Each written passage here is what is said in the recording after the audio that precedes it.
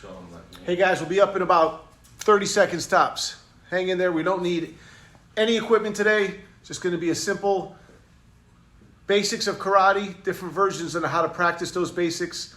And I'm going to let you guys give me some feedback later.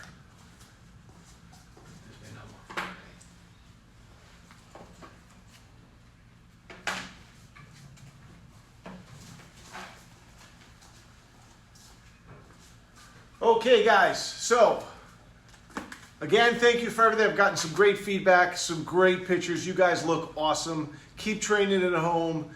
Whether it's a video feed, whether you're sending me a picture of yourself, you and your brother, your sister, how you're practicing, where you're practicing, keep it up. Practice makes perfect is a statement. It's not true. Perfect practice makes perfect. If I practice like this all day long, my punches aren't going to get better. But if I practice with speed and power, and I practice every day, and if I take care of the days, the months will take care of me. So that's how that works. Today we're going to give you different options on how to do that practice. Second, 2 weeks down, right? Focus on what we can control, and we're down 2 weeks. If we have to do 4 more weeks, it's not a big deal. Focus on the number 4. You want to break it down hours? It's like 670 hours and around 10,000 seconds. So look at it however you want. 2 weeks are down. We can do this constantly. Now, one thing I want to give you for your homework, karate homework, not more, it's not going to take any.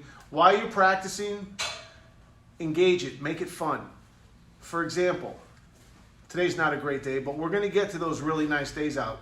Practice outside. When you're doing your punches and kicks, I've told my guys during the summer, you could practice them at the beach, you could practice them in a pool, you could practice them at the ocean, in the park, anywhere. Today, not so much outside, but in the upcoming weeks, we will be able to get outside and we can make different stations that you jog to when you do punches and you jog to the other when you do kicks. So we have to stay diligent at making it fun. Because if it's not fun, you don't do it. And that's the biggest problem. A lot of people, when they go to the gym, they're like, well, I don't like it. Well, then you better find something else you like, because if you don't like it, you're not going to stick with it. So I'm holding you guys responsible. Give me some ideas how to make it more fun. And we can share it, enjoy it, and everybody do it at the house.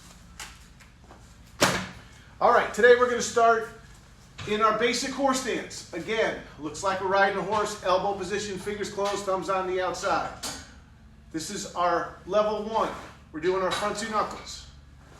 Right, we're going to go back 2 knuckles. And then we're going to go thrust punch. And one thing we could do after that is put those 3 in order. Front 2 knuckle, back 2 knuckle, thrust punch. Rotating from side to side. Front 2 knuckle, back 2 knuckle, thrust punch. We could do that with all the different strikes. Another option is to get into your half moon. So now you have one that's forward, one that's back. Front 2 knuckle, back 2 knuckle. Thrust punch. You can move across the room in your half moon punches. Front 2 knuckle, back 2 knuckle, thrust punch. And repeat till you get all the way to where you can't go anymore, and then go backwards. Just a different way to practice those simple basic punches. Another version, let's take our sword hand chop. Again, horse stance, sword hand. 2 strikes. Half moon, front, rear. Moving and backwards. However you want to start. Right leg, left leg forward. All these exercises help us balance out. For example, if you're attacked by a bad guy, you can't say, excuse me, Mr. Bad Guy, can I turn to get my good side forward? We have to practice all different angles to be able to hit and strike whenever we're attacked to defend ourselves. And if our left is a little weaker than our right, we got to practice that left a little bit more. So, half mooning backwards, different strikes, or all 3 strikes, all 3 chops, roundhouse elbows, rising elbows. We're going to go through them. You put them together. Then you can get in your fighting stance. And you can go forward. You can go backwards. Just keep moving side to side. Throwing your punches, different times, working your balance, working your cardio, working your speed and power. Same thing goes for our kicks. So we start in a horse stance. Why? To kick from here is a lot harder than to kick from here. So we're going to practice in the hard spot. We're going to leg up and kick.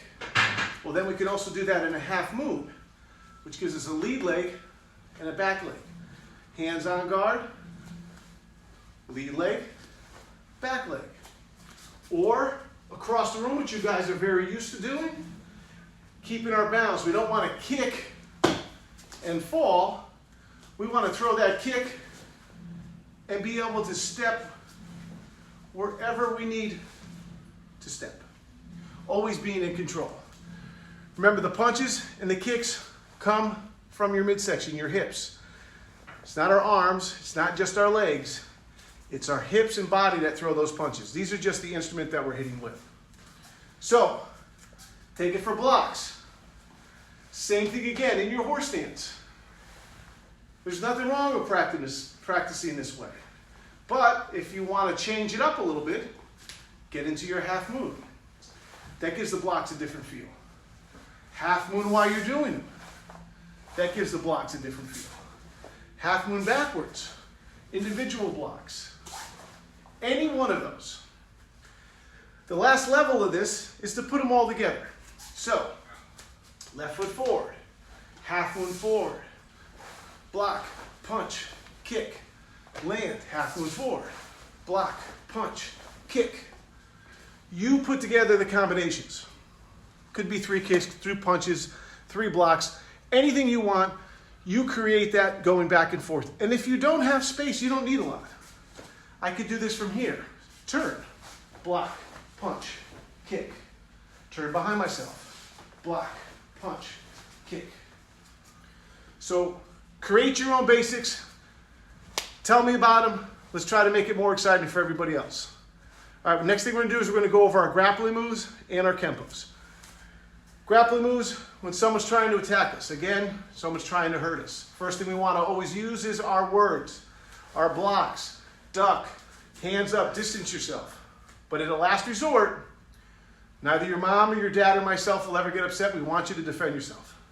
So an escape for a front grab. Clap, knock the arms away, tiger's claw, side kick. I'm going to do both sides, so you guys do which one you're most comfortable with. Clap, knock the arms away, tiger's claw, side kick. Okay, now they're behind us. What kind of kick do we use? A back kick. Stomp on their toes or back kick, clear the arms, palm, side kick. Okay, let's get ready again. Do it on the other side. Stomp. Back kick. I prefer to kick one side, turn the other side. If you want to go same side, that's fine. Clear, tiger, side kick. And again, our ultimate goal isn't to stay here and do strikes. It's to hit, strike, and escape. Using that kick to propel us away from the bad guy. Or bad girl, bad person, let's just say. Next one, double wrist grab. Using your body weight. Drop the body down, knee, drop the body down, double kick. One more time, drop the body, knee. What I mean by drop the body is we're not pulling with our arm. Drop your whole body down, and knee. Next one is your single wrist grab. So we talked about this last week, strategy. Your attacker, we don't know much about, but we know one thing, he's always going to be bigger. Which means he's most likely going to be stronger. And if we pull back strength against strength, it's not the right strategy. So we take the other hand and we go with it. As he's pulling us, palm. Pull your arm back, chop, palm, side kick. Try it on the other side, stepping in, palm. Don't be surprised if that's all you need sometimes. Pull back, chop, palm, side kick. Next one, bear hug. Riddler. Cross the arms. Stomp. No wiggle, wiggle. I trick my guys and tell them there's a wiggle, wiggle in there. Push off, meaning push your hips back into the person, giving you a little room. Elbow, elbow, back kick to get away. One more time. Cross the arms. stomp, push off, elbow, elbow, back kick. Shoulder grab. So this is a dangerous one. Someone's grabbing you and they're trying to hit you with the other hand. First, we're going to distance ourselves away from the punch. Pin, chop down, chop out, palm, side kick. Try it on the other side. Pin, so that's holding her hand there. Chop down, chop out, palm, side kick. And headlock, stranglehold, someone pulls you from behind. Turn into the headlock, double smash, reach up, grab the shoulder, crane swing. Double smash, reach up, grab the shoulder, crane swing. So those are our basic attacks for grappling. Some of my advanced guys do your extras that you have, but just rotate those. You could have your brothers or sisters call them out. You could have your brothers and sisters simulate the attack. Again, remember, they're not really attacking you. You're not really hitting them. You guys aren't opponents, but you're partners. Now, let's get into our Kempos. We're going to go to Kempo 10 today. If you only have 1 through 6, by all means, follow along, but really focus on your 1 through 6. Kempo 1, tap the leg, front kick. Again, the person's coming at a distance, and we're stopping them with the kick. Super 1, we're going to touch the ground, jump up kick. So this could be somebody swinging something, you're ducking underneath it and jumping up with that front kick. Kempo number 2, they're closer, punch is coming right at your head. Duck, side kick, step out of the way. Again, duck, side kick, step out of the way. Kempo 3, now they're really close, they could touch you. So they're punching, palm block, thrust punch, push down, back to knuckle. Palm block, thrust punch, push down, back to knuckle. And as you're doing these guys, don't try to go too fast too soon. The speed will come. Sometimes I see people going too fast and it just looks like their hands are going around. If you practice and hit each one, you'll be able to move faster. Kempo 4, here comes the punch. Twist and block. Step out into the center. Reverse hammer, back to knuckle. Again, here it comes, twist and block, reverse hammer, back to knuckle.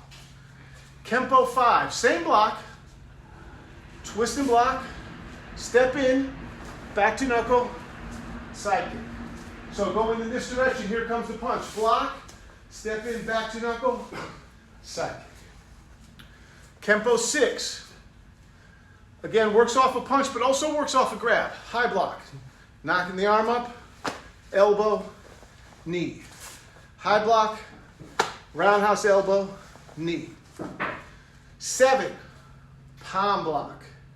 Step in, thrust punch. We talked about this last week in a push-pull. Pull this one back, push out, palm. Block, thrust, chop, palm. Kempo 8, step back, knife hand block. Using the outside of your hand to stop that punch. Front kick, bring it all the way back, roundhouse or side kick. Again, from this distance, here comes this big hook punch. Block, front kick, and side kick. Kempo 9, left arm. Step back, block it up. Move the arm, tiger's claw. Side kick, stomp, jump, punch, punch, kick, kick. Again, in this direction, we're stepping back because the opponent's coming at us. Block up, move the arm, tiger's claw, side kick, stomp, jump, punch, punch, kick, kick. And the last one for the Kempos today, Kempo number 10. Same thing, punch is coming, twist and block, side hammer, double chop. Not from up here, not from out here, but in close where your body's strong. A little exercise, hold your arms out like this and try to have mom and dad resist you pushing. You'll be very weak here.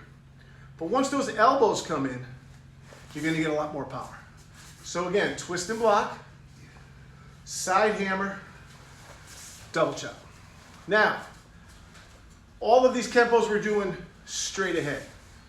But in reality, some of them would be side attacks. Somebody attacks you from the side and you block. He startles you and then you step right into your 4. I wouldn't necessarily turn sideways someone coming straight at me. I'd always want to get to the outside. That's where our palm blocks are very effective to redirect that power that's coming towards us. All right, blocks. I missed this one last week. This is for my higher ranks. We're going to do counter strikes and then 10-point. So get into your horse stance, close the fingers, big scoop. 1, front 2 knuckle. 2, front 2 knuckle. 3, back 2 knuckle. 4, back 2 knuckle. Over your head. 5, don't come this way. Come straight up so you can protect that block. 5, side hammer. 6, side hammer. 7, block down. Rising front 2 knuckle. 8, rising front 2 knuckle. 10-point, guys. So for those of you who don't have this system yet, 10-point is more of a defense against grabs. Follow along. You can practice them. As you get to green, we'll explain what you're doing a little bit more. These are all supposed to be done in dynamic tension, but right now I'm not doing that. Okay, that's pretty much it today. I want to reiterate on how we're going to train. So, get into your horse stance and practice them if you can't move. If this is what you're stuck in, then what you do is you go as low as you can. If you have the ability to move your stances, practice in a half moon stance. Practice half mooning. Practice all the different chops. Put them in multiples. Put them in different angles. Put the blocks, the punches, and the kicks all together.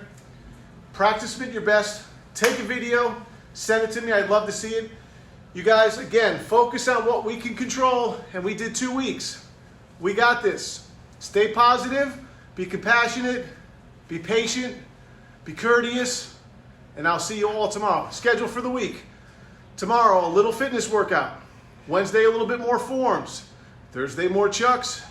Friday, fitness workout. And Saturday, we will be having a Zoom class for kids under 8 and a Zoom class for kids over 8. I'll give you information on, we'll be emailing you to take those classes on Saturday. This way we'll both be able to see each other. One of the things I miss the most is seeing you guys. A close second, maybe sushi. So watch out, Electric Eel, I'm coming for you. Great job today, guys. I'll see you tomorrow.